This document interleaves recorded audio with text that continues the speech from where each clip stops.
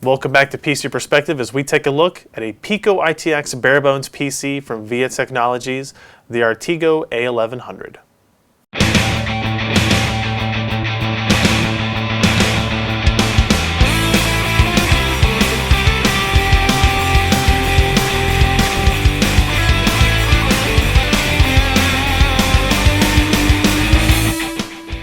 VIA may be out of the component equation for most enthusiasts, but they haven't stopped developing technologies for the small form factor and embedded markets. The ARTiGO A1100 is an attempt to sell DIY users on the idea of building an ultra-small PC by allowing them to customize it to their liking. Let's take a look at what you get in the box before diving into the build process. The VIA ARTiGO A1100 is built around a VIA Nano 1.2 GHz processor, VX855 chipset with integrated DX9 graphics, includes gigabit Ethernet, and supports HD audio output.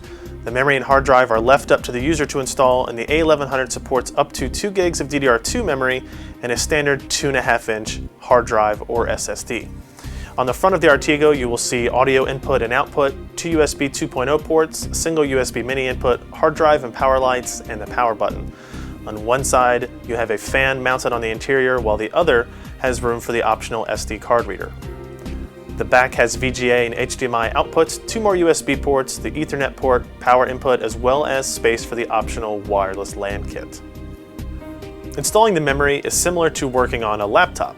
Remove this single screw, take off the panel, and install the SODIMM.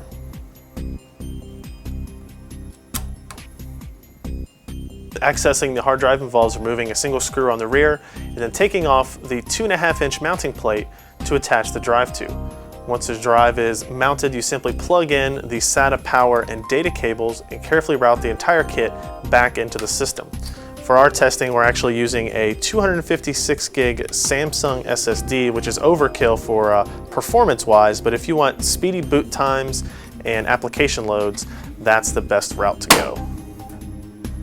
With memory and SSD installed, we used a USB 2.0 drive with Windows 7 installer on it to get the ARTiGO up and running. There are numerous tutorials for creating these USB installer drives, and they are handy to have around. With Windows 7 installed, we now have a fully functional Pico-ITX system that could be placed basically anywhere for some modest tasks.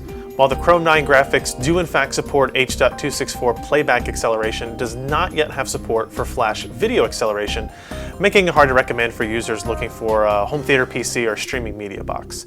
Gaming is also out of the question, but the ARTiGO would fit the bill well as a home data server, surveillance base, or even a thin client computer for around the home or office. The performance of the ARTiGO is obviously limited by the 1.2 GHz Nano processor, but should be comparable to the dual-core Atom CPUs found in other netbook and nettops today. Power consumption was also really low for a desktop client, though the sound levels of the small fan used for cooling the unit were higher than we would have liked.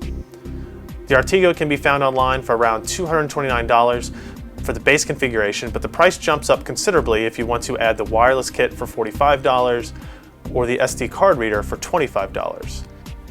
Don't forget you'll need a 2.5-inch hard drive and at least a gig or two of DDR2 SODIMM memory to get this working. The VIA ARTiGO is a nice day project for consumers looking to build their own ultra-small form factor computer for any number of uses.